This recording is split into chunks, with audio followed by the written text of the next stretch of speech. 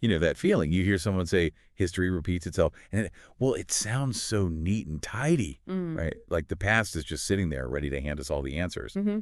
But the more you actually dig into it, the more complicated it gets. And that's exactly what our listener has kind of sent us on a journey to explore today. Yeah, it's a fantastic collection of material they've sent over. We've got a really fascinating stack here. I Mm-hmm. mean, everything from why whole societies might crumble to how the stories we tell about the past are, shaping our world right now. And even a look back at a pretty nail-biting financial panic. Exactly. And what's really striking, I think, is how these different pieces all connect back to that core idea of the past and the present interacting. Hmm. So we're looking at like a conceptual review of how large groups act, this really engaging Reddit thread about why simple historical comparisons can actually mislead us. Yeah, that one caught my eye. Then there's detailed academic work on what leads to societal breakdown, but also resilience. We've got explorations of how we actually construct our understanding of history. Those historical narratives. Exactly. And current analyses of global risks, some scholarly research into how historical memory influences our politics today. Which feels very relevant. Very. And as you mentioned, that gripping review of the Panic of 1907. So it's a real mix, showing all these different facets of the relationship between then and now. Absolutely. So this deep dive, it isn't really about getting a simple yes or no answer to whether history repeats. It's more about getting a much richer, maybe more nuanced understanding of how the past and present actually interact. Right. Pulling out those key insights without, getting totally lost in the weeds. Okay, let's unpack this then. We should probably start with how large groups of people behave. Looking at collective behavior versus social movements, what really sets them apart? Well, according to one of the sources, collective behavior is more about those spontaneous, less organized actions you see in large groups. Like what? Think about a sudden trend, like a new slang phrase that just pops up everywhere. Remember when you couldn't scroll anywhere without seeing as in or lol? That's a kind of collective behavior. Okay, so fads, fashions. Fads, fashions, rumors, even shifts in public opinion. The material also mentions examples like instances of mob violence responding to perceived injustice. While obviously often destructive, these are forms of unorganized collective action. So it's more the immediate, maybe emotional response of a crowd. How's that different from something like a social movement? That feels more intentional. Exactly. Other sources provide a helpful contrast there. Social movements are more sustained, more organized efforts, usually by a pretty significant number of people trying to actively bring about or sometimes resist social change. Right. One source talks about contentious performances, things like planned protests, organized campaigns, and others highlight how technology now lets these movements organize and connect on a massive scale, really. Okay, so if you have, say, an environmental organization with a clear structure, long-term goals, planned campaigns, that's definitely a social movement. Precisely. Whereas a spontaneous outburst of public anger after some controversial event happens, that would probably fall more into collective behavior. That's the idea. Social movements generally have a higher degree of internal organization and a more deliberate aim to alter or defend some aspect of society. It's worth noting, as the review does, that while collective behavior can sometimes challenge unfair situations, it can also, have negative or destructive consequences. Sure. Now, the review also touches on Bloomer's categories of crowds: casual, conventional, expressive, acting, and then they added protest crowd. And there were different theories trying to explain how crowds behave. You had contagion theory, convergence theory, and emergent norm theory. All right, and the contagion theory, that idea of a collective mind, it's faced some pushback, hasn't it? It has, yeah. I mean, the idea of emotions being contagious in a crowd feels sort of intuitive, but the concept of people completely losing their individual thought processes hasn't really held up well under scrutiny. So what about the others? Convergence and emergent norm. Well, convergence theory suggests crowds form because people who already have similar ideas or predispositions just come together in one place. Okay. Like attracts like. Kind of. And emergent norm theory proposes that the rules for how to behave within a specific crowd aren't necessarily set beforehand. They can actually develop as the situation unfolds, as people react to each other. Interesting. So are these different lenses for understanding the same event, maybe? Or do they apply to fundamentally different kinds of crowds? That's a really good question. They can definitely offer different perspectives on the same event. Okay. So take a protest, for example. Contagion theory might focus on how anger seems to spread through the crowd like wildfire. Uh-huh. Convergence theory might highlight that the people who showed up likely already held strong opinions about the issue beforehand. Right. They were predisposed to be there. Exactly. And emergent norm theory could look at how specific actions, maybe blocking a street or chanting a particular slogan, become accepted, even expected, within that specific crowd at that specific moment. Each theory just offers a slightly different angle on the dynamics at play. Okay. That makes sense. Let's shift gears a bit. Our listener also flagged that really thought-provoking discussion on Reddit, the one questioning the whole idea of simply learning from history. What was the main point being made there? Yeah, that was fascinating. The core argument in that thread, really, is that the familiar phrase, we study history to avoid repeating our mistakes, is often just too simplistic. Why is that?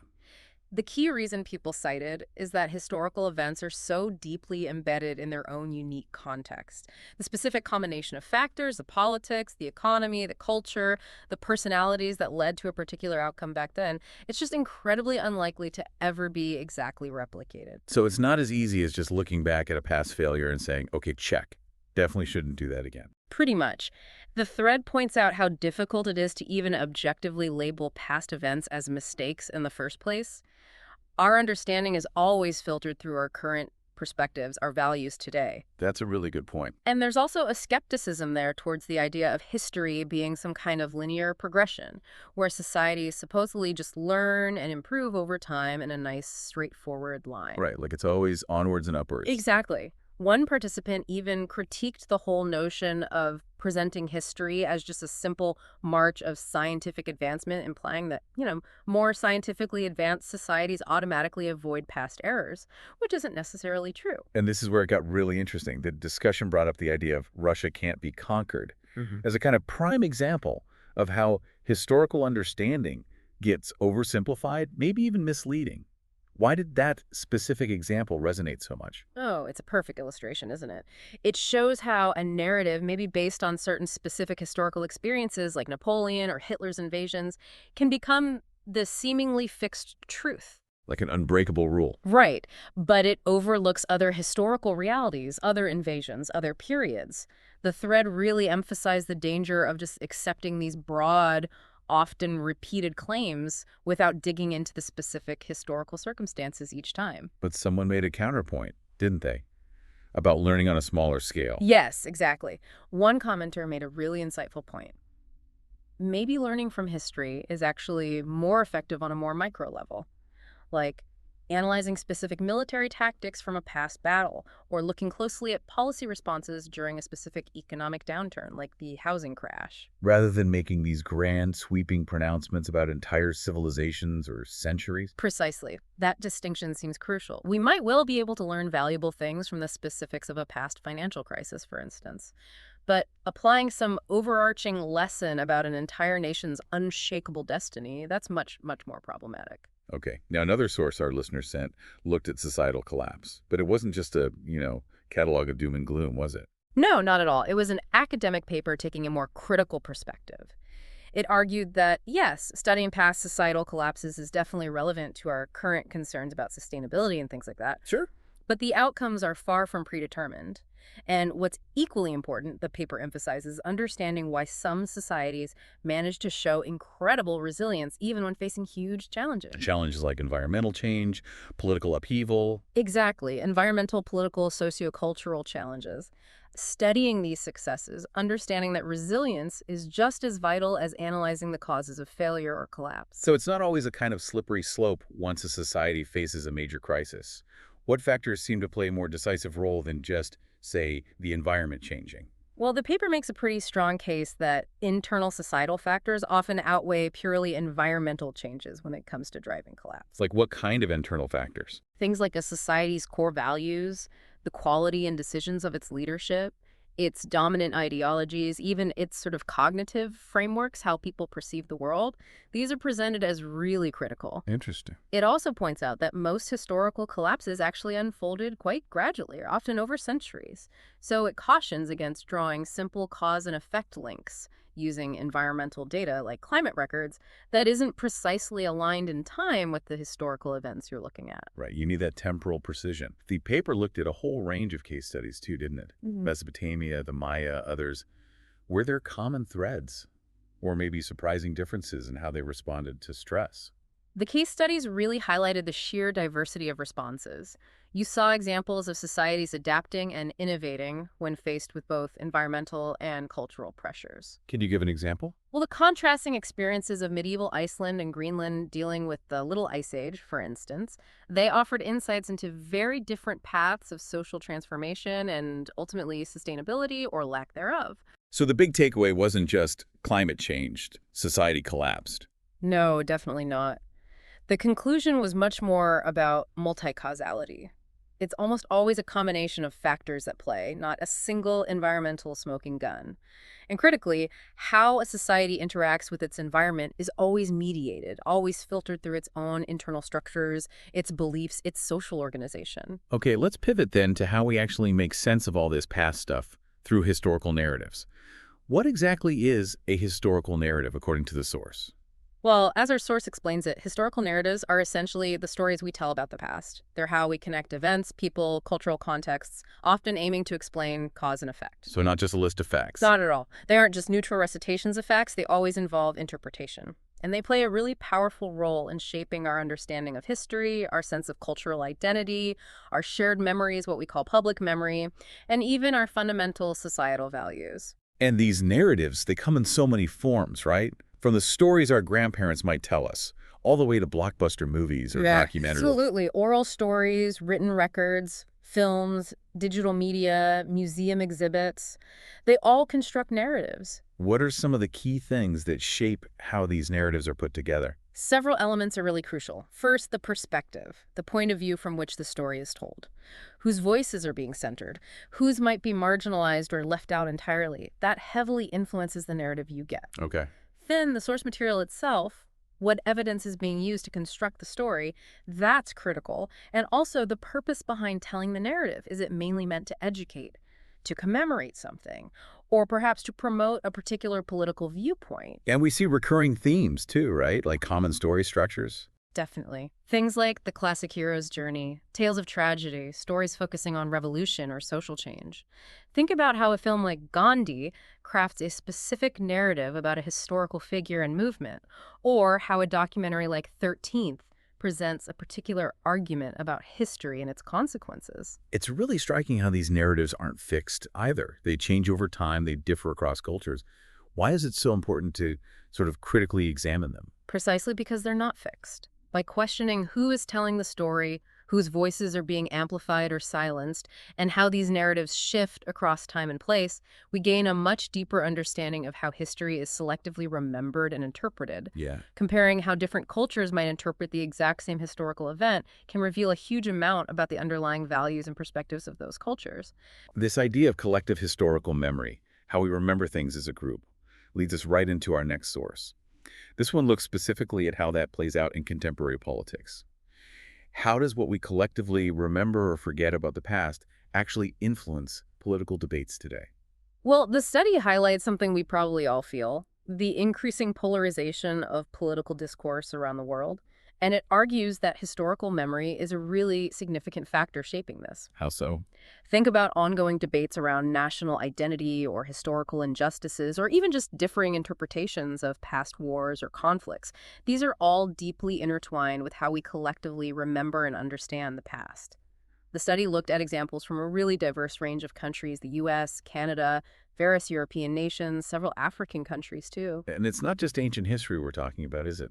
More recent events, major social movements, political shifts, they also become part of this collective memory that shapes how we see things now. Absolutely. The study emphasizes how things like the media, the rise of identity politics, populist movements, and major global events all interact with this historical memory to shape political conversations. Is there a theoretical basis for this? Yeah, it draws on Hal Bloch's theory of collective memory.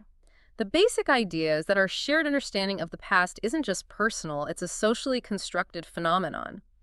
The interpretations we share within our communities, our nations, they shape our historical understanding and consequently our political discourse. The study pointed out some key ways this actually happens, some mechanisms. What were some of the main ones? Okay, so one key mechanism is selective remembering.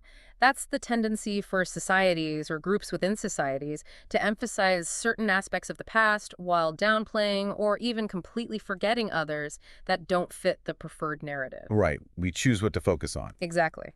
Symbolic representations are another big one. Things like national monuments, flags, holidays. They play a powerful role in reinforcing specific historical memories and narratives. And crucially, power dynamics are always involved. Who gets to decide which historical memories become dominant? Which stories get told in schools or museums? That's often tied to who holds power in society. And the study linked this directly to current issues. Yes, it connects historical memory directly to political polarization, showing how differing historical interpretations fuel current divides.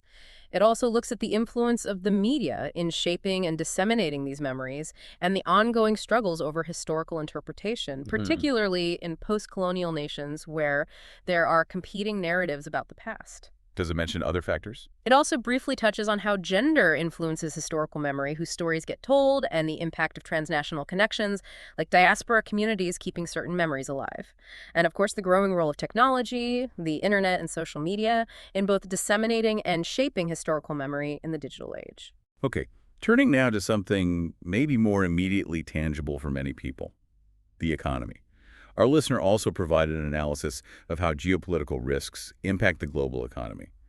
How can looking at past geopolitical events help us understand these kinds of risks today?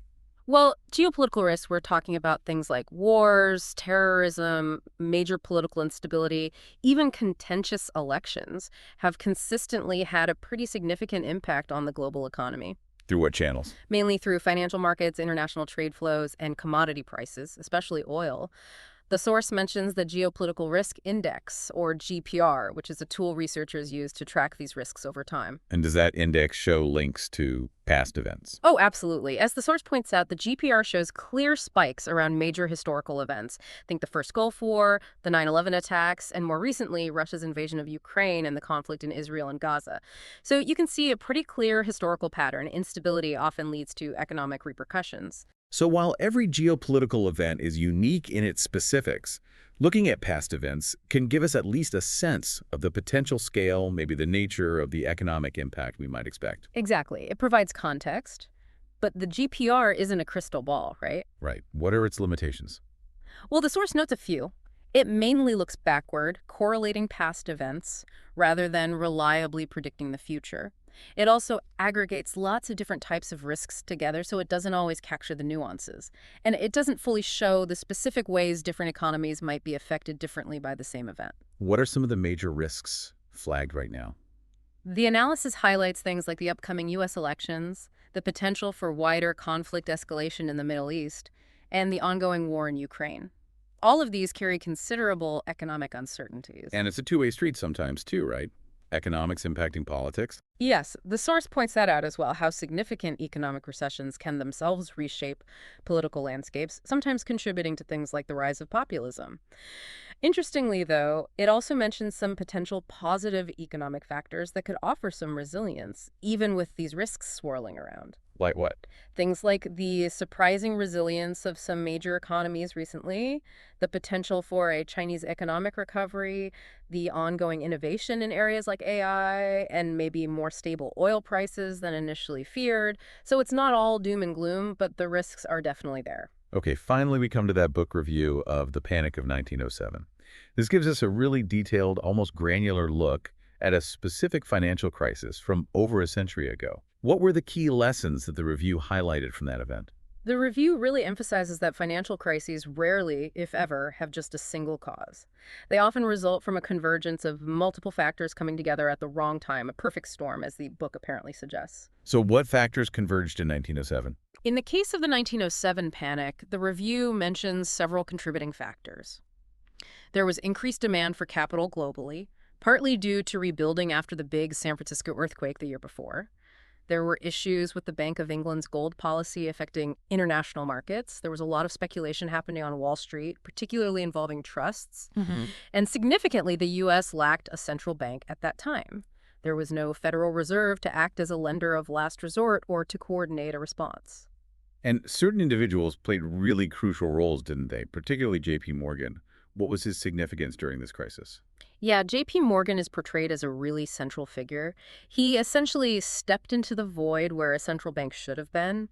The review highlights his efforts to personally provide leadership, to organize other bankers, and crucially, to inject liquidity cash back into the system to stop the runs on banks and trusts. So he sort of strong-armed a solution. In a way, yes. His actions were seen as vital in preventing a complete meltdown. But the whole crisis powerfully underscored the weaknesses in the existing financial system. And that experience directly led to the political momentum needed to create the Federal Reserve, which happened in 1913. So even a specific historical event, like this financial panic way back when, can offer broader insights into how economies work, the importance of regulation, leadership. Absolutely. What were some of the other key takeaways the review mentioned? Well, the review stresses the importance of being aware of potential risks, even during periods when the economy seems strong. Don't get complacent. It highlights understanding the deep interconnectedness of the financial system, how trouble in one corner can spread rapidly. Contagion. Exactly. It also points to the impact of unexpected external shocks, like the earthquake, and also internal financial accidents, like the failure of a specific company triggering wider panic. And ultimately, the need for market transparency, coordinated leadership, like Morgan provided, albeit privately, and effective regulatory frameworks to prevent that kind of contagion. And the reviewer even draws parallels between the lessons of 1907 and more recent financial turmoil, didn't they? Yes, mentioning things like the mortgage meltdown leading to the 2008 crisis, and perhaps ongoing risks in areas like the hedge fund industry today. It suggests these fundamental lessons about interconnectedness, transparency, and regulation remain relevant. It really seems like 1907 served as a stark reminder of why a central banking system was needed. Definitely. So as we kind of bring this deep dive to a close, it feels incredibly clear that the simple idea of history repeats itself is, well, just far too simplistic. Yeah, it really misses the complexity. We've explored the nuances of collective behavior, the real complexities of trying to draw direct lessons from past events, the multifaceted nature of societal collapse and resilience. The power of historical narratives and memory in actively shaping our present, the very real-world impact of geopolitical risks on the economy, informed by past patterns. And even the specific practical lessons learned from a historical financial crisis like the Panic of 1907. And what's fascinating, I think, is that while history may not repeat itself exactly, line for line, studying the past clearly provides an invaluable context for understanding the present. How so? Well, it allows us to recognize maybe recurring patterns in human behavior or in institutional responses. It helps us analyze the potential long-term consequences of decisions being made today. And crucially, it helps us critically examine the stories we tell ourselves about our collective experience, about who we are and how we got here. So considering all the complexities we have explored today, maybe the question for you, the listener, is, what specific questions will you now ask when you hear someone confidently claim that history is repeating itself? Right. Or how might a more nuanced understanding of the past, its context, its narratives, its contingencies, inform your own perspective on the challenges and maybe the opportunities that we all face today? This has been a truly illuminating deep dive, and we really encourage you to maybe delve further into some of these sources if they sparked your interest, and just continue exploring that rich, complex tapestry of history.